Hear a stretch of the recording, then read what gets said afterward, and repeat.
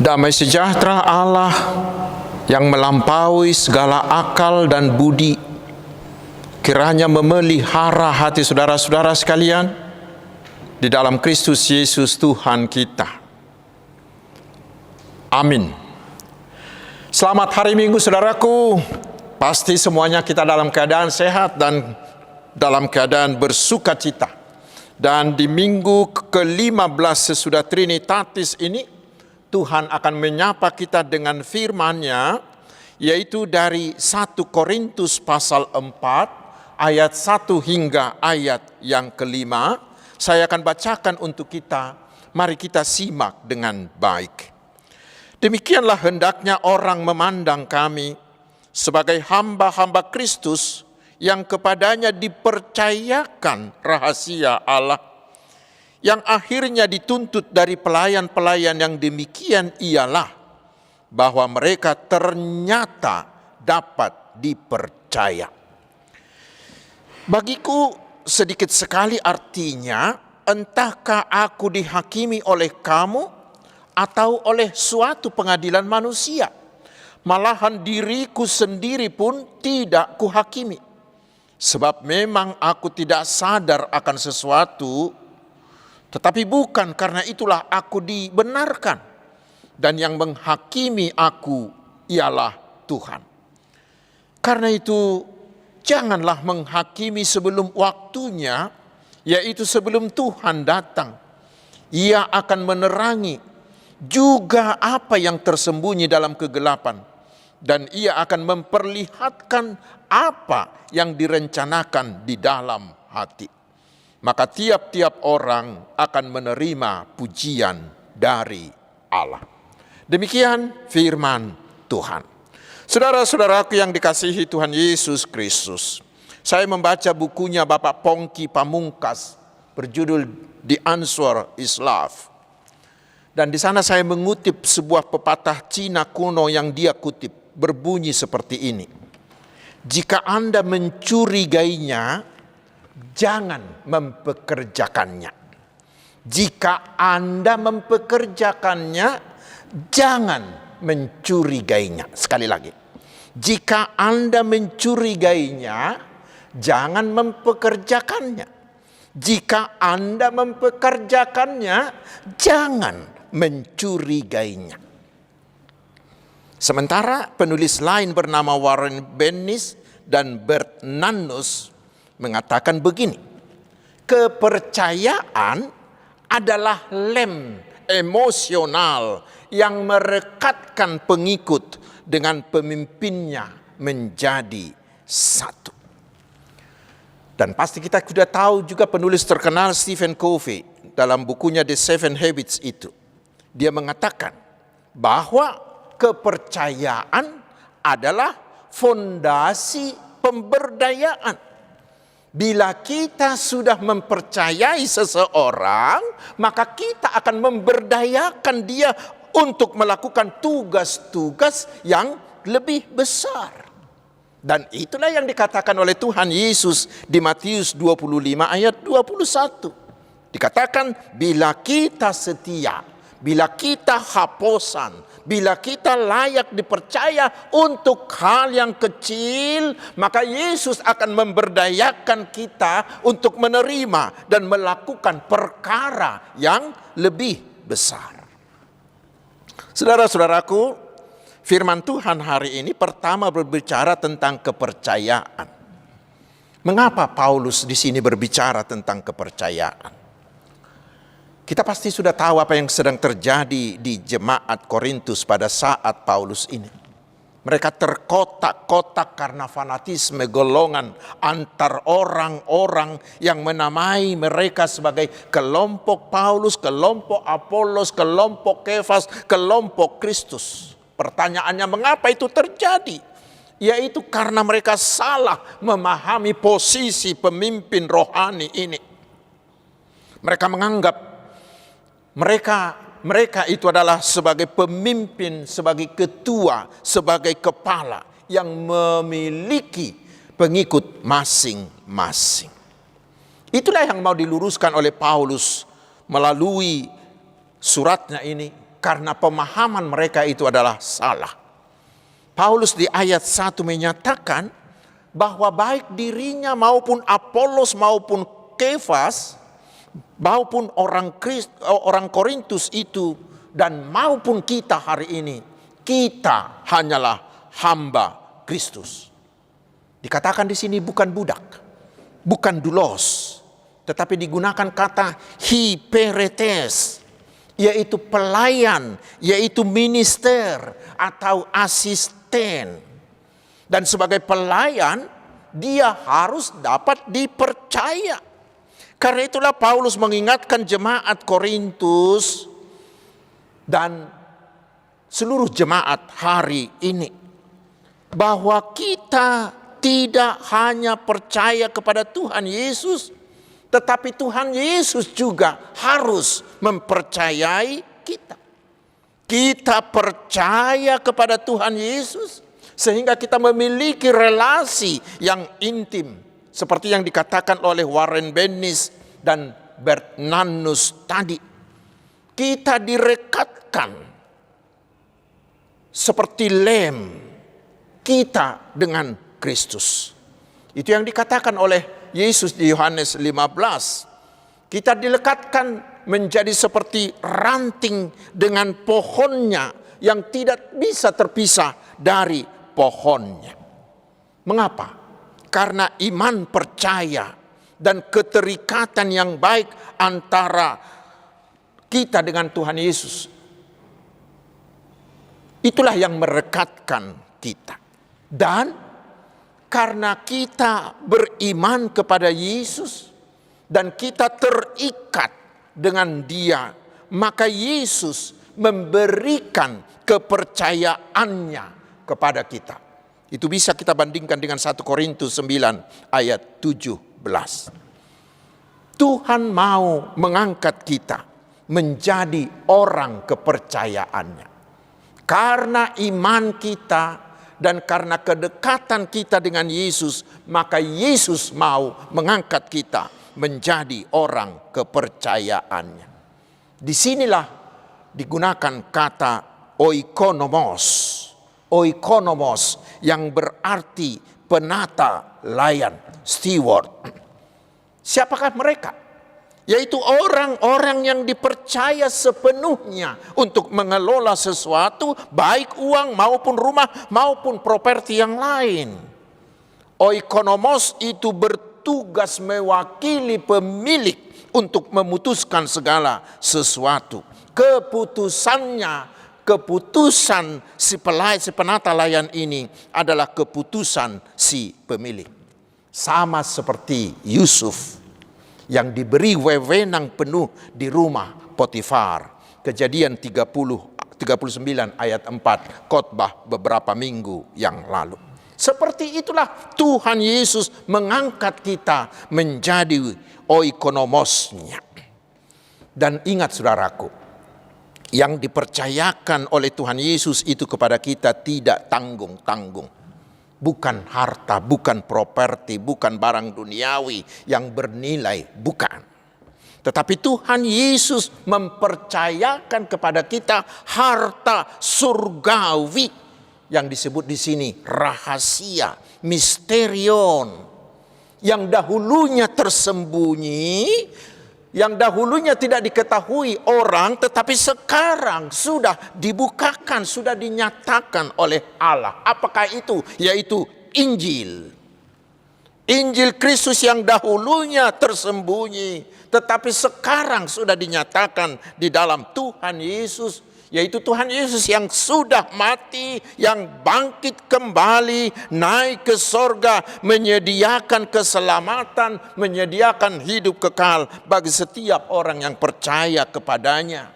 Dan di dalam Injil itulah ada kekuatan Allah untuk menyelamatkan setiap orang yang mau percaya. Roma 1 ayat 16. Kepercayaan itulah, misteri itulah, barang itulah yang dipercayakan Allah kepada kita. Karena itu kita diberi kepercayaan untuk memberitakan Injil Kristus itu kepada semua orang. Saudara-saudaraku, bila kita diberi kepercayaan untuk mengelola atau menjaga sesuatu yang sangat berharga, tentu dari kita juga diminta tanggung jawab, konsekuensi yang sangat besar. Sama seperti itu, saudaraku. Karena yang dipercayakan Tuhan Yesus itu bagi kita itu begitu rohani dan sangat-sangat mulia, tentu dari kita diminta konsekuensi. Untuk itulah dikatakan seorang penata layan dituntut harus dapat dipercaya, ayat 2. Inilah sesuatu yang dituntut oleh Tuhan Yesus dari kita semua. Seperti pepatah Cina kuno tadi. Tuhan Yesus mempercayakan kita karena kita layak dipercayai oleh Tuhan Yesus. Saudaraku, di sini digunakan kata pistos, trusty, faithful, yang berarti setia, yang bukan hanya bisa mengerjakan pekerjaannya secara benar dan tepat waktu, tetapi lebih dari itu, yaitu yang taat melakukan pekerjaannya kapan saja dan dalam situasi apa saja. Lukas 12 ayat 42 hingga 43. Dan yang terutama, dia adalah orang yang setia, yang menjalankan tugas dan wewenangnya dengan penuh tanggung jawab, bertanggung jawab, tidak mau menyimpang dari apa yang ditetapkan baginya. Contoh yang paling mudah untuk mengenal orang yang setia seperti ini adalah Yusuf di rumah Potifar. Khotbah beberapa minggu yang lalu itu. Saudaraku, bila Paulus membahas kesetiaan ini, sebenarnya dia sedang ingin meluruskan pemahaman yang salah dari orang-orang Korintus tadi. Bagi mereka, seseorang itu dianggap sah sebagai pemberita Injil bila dia pintar berretorika, dia kaya, dia berpenampilan yang hebat sehingga dia punya pengikut, punya followers, punya anggota kelompok yang banyak. Dan itulah yang tidak mereka dapati di dalam diri Paulus. Sehingga orang-orang Korintus menghakimi Paulus dengan mengatakan bahwa Paulus itu tidaklah benar seorang pemberita Injil, bukanlah benar sebagai utusan Tuhan, tetapi kata mereka Paulus itu hanyalah seorang yang sekedar cari nafkah, cari popularitas. Itulah yang mau diluruskan oleh Paulus. Menurut Paulus, dan inilah yang benar, seseorang itu disebut berhasil sebagai pemberita Injil adalah apabila mereka seorang yang dapat dipercaya. Apabila mereka memberitakan Injil sebagaimana diberikan oleh pemberi kepercayaan itu, yaitu menurut kehendak dari Tuhan Yesus. Bukan yang pintar-pintar menurut ukuran dunia, karena mereka pintar menggunakan cara-cara dunia. Tidak seperti itu. Karena itulah di ayat 3 hingga ayat 4 Paulus menekankan bahwa dia tidak membutuhkan penilaian manusia, termasuk penilaian orang-orang Korintus. Bahkan dia sendiri pun tidak berani dan tidak punya hak untuk menghakimi, menilai dirinya sendiri. Tetapi yang dia butuhkan hanyalah penghakiman, hanyalah penilaian dari Tuhan Yesus, pemberi kepercayaan itu. Saudara-saudaraku yang dikasihi Tuhan Yesus, mari kita merefleksikan firman ini dalam hidup kita sekarang. Firman ini mau mengajak kita hari ini untuk menanya diri kita masing-masing. Apakah kita sudah menjadi orang yang setia? Apakah kita sudah menjadi orang yang layak dipercaya oleh Tuhan Yesus Kristus? Mari kita ambil contoh yang sederhana saja. Kita tahu bahwa Tuhan mempercayakan banyak hal kepada kita. Kita dipercayakan tentang waktu, pikiran, talenta, harta. Kepada kita juga dipercayakan keluarga, suami kita, istri kita, anak-anak kita. Kepada kita juga dipercayakan jabatan, kesempatan, dan lain-lain. Tiada terhitung yang kita miliki, bukan? Tetapi sekarang saudaraku, mari kita coba tanya diri kita masing-masing. Bagaimanakah kita memperlakukan semuanya itu? Karena tidak sedikit orang yang merasakan bahwa semuanya itu adalah miliknya sendiri, adalah hasil usahanya sendiri, sehingga mereka menggunakannya dengan sesuka hatinya, menggunakannya untuk kepuasan dirinya sendiri. Tetapi hari ini kita diingatkan bahwa semuanya itu adalah milik Tuhan yang dipercayakan kepada kita. Tuhan memilih kita menjadi oikonomos, menjadi penata layan, menjadi steward, menjadi hamba. Tuhan mempercayakan semuanya itu kepada kita. Karena itu semuanya itu adalah titipan. Semuanya itu adalah palumean dari Tuhan untuk kita jaga, untuk kita kelola, untuk kita lakukan, untuk kita kembangkan sesuai dengan kehendak si pemberi kepercayaan itu. Sama seperti Potifar yang mempercayakan seluruh hartanya kepada Yusuf. Tetapi sekarang mari kita tanya diri kita masing-masing. Apakah kita sudah menjadi penata layan? Apakah kita sudah menjadi oikonomos yang setia, yang layak dipercaya oleh Tuhan Yesus Kristus? Sama seperti Paulus yang orang yang setia, sama seperti Yusuf orang yang setia, yang layak dipercaya di rumah Potifar itu. Ingatlah saudara-saudaraku, bahwa di hari penghakiman kelak, Tuhan pada akhirnya akan meminta pertanggungjawaban dari kita atas semua titipan-titipan yang dipercayakan kepada kita itu. Kita ambil dulu contoh yang sangat sederhana, yaitu soal waktu. Tuhan mempercayakan waktu kepada kita. Karena itulah kita masih hidup sampai hari ini. Sementara dari orang-orang lain, dari teman-teman kita waktu itu sudah diambil oleh Tuhan. Sehingga mereka sudah pergi mendahului kita ke alam baka. Lalu bila kita masih diberi kepercayaan atas waktu yang kita miliki sekarang, bagaimanakah kita menggunakan waktu yang dipercayakan itu? Bila Tuhan memberi kita 24 jam sehari, untuk apakah itu kita gunakan? Di Mazmur 39 ayat 4 sampai 5, Daud mengatakan, betapa singkatnya waktu kehidupan ini. Dia katakan hanya seperti hembusan nafas saja. Hanya seperti asap yang sebentar saja kelihatan, kemudian lenyap. Itu kata firman di Yakobus 4 ayat 14.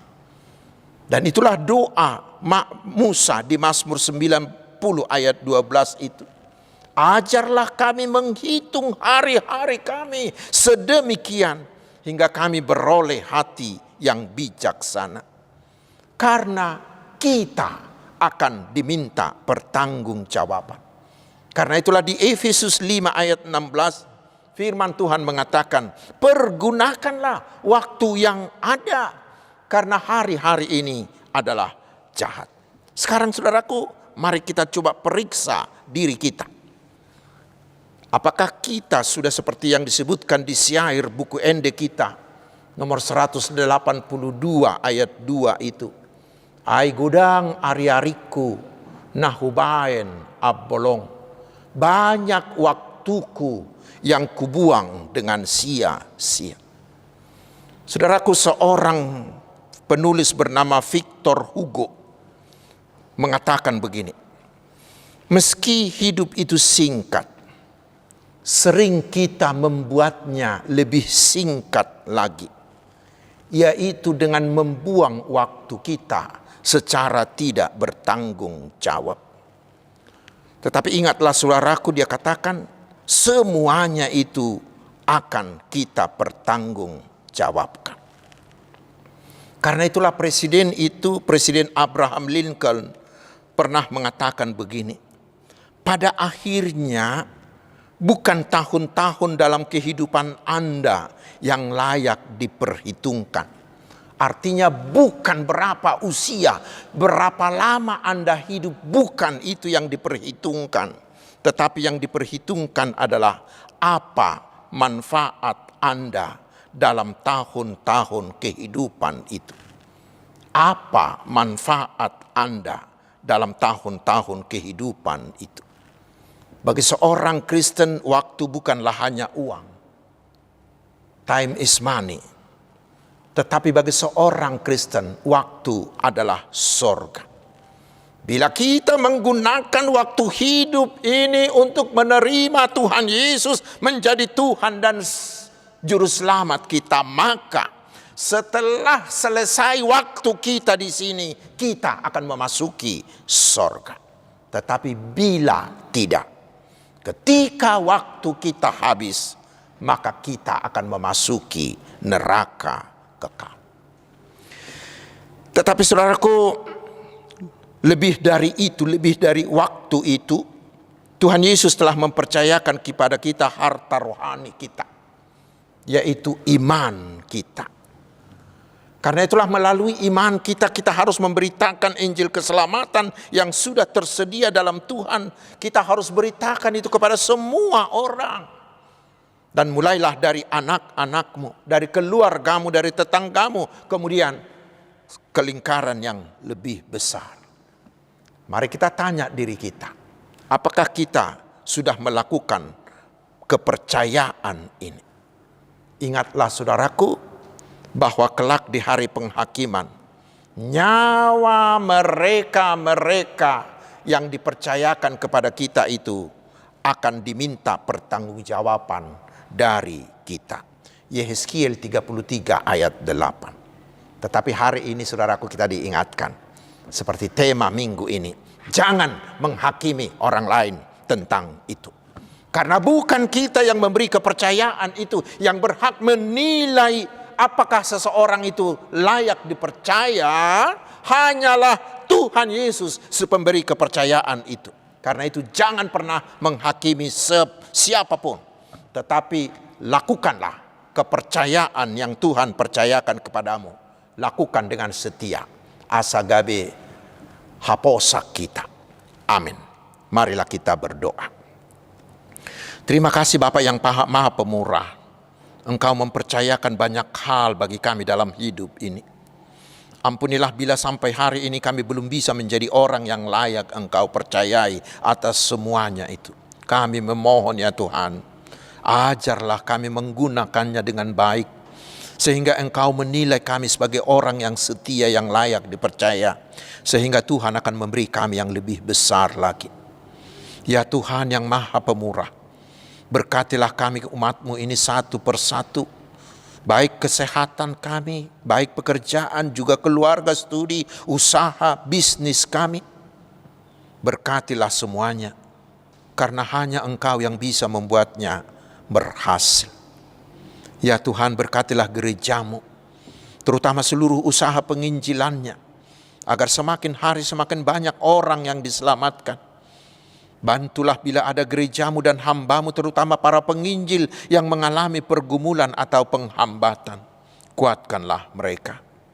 Kami memohon, jagailah bangsa kami ya Tuhan, agar jauh dari pertikaian, jauh dari korupsi. Tetapi biarlah oleh berkat-Mu dan penyertaan-Mu, semua penduduk bangsa ini tetap sejahtera, tetap bersatu, saling menghormati, tetap aman dan penuh kedamaian. Terpujilah nama-Mu ya Allah Bapa yang Maha Agung, Allah yang berkuasa, gunung batu andalan kami. Hanya di dalam nama Tuhan Yesus Kristus. Amin.